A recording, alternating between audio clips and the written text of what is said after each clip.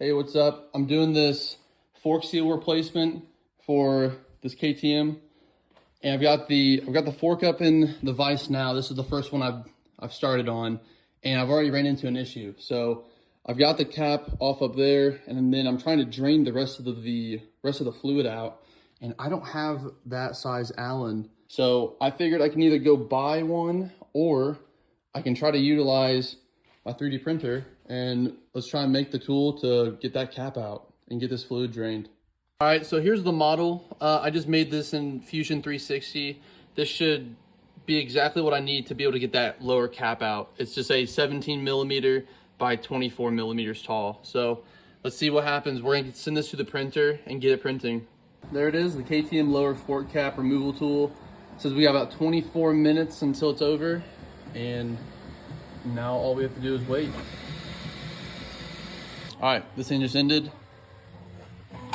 See what it looks like. There's our little part. See if it works. Okay, moment of truth. Let's see if this thing fits. Okay, sweet. It does fit. Let's see here. Okay, this one hand is gonna be difficult. Oh man. Too tight.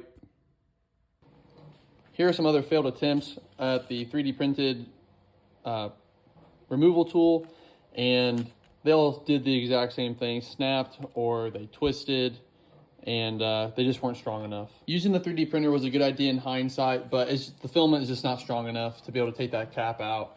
What I ended up doing was taking this punch tool that I had laying around, and it just so happened to be the right size. So I grinded down the ends and I was able to get it out, which wasn't ideal, but it worked for what I needed.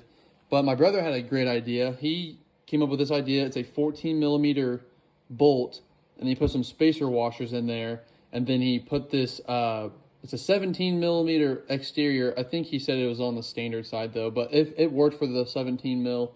And then he just torqued these down together super tight. I might end up putting Loctite on this later on, but this worked out great to be able to tighten the cap down. I was able to get the torque specs done properly whenever I tightened these forks back up. But if you're ever in this situation, this might be a good idea if you have some nuts and bolts laying around in order to get that cap loose.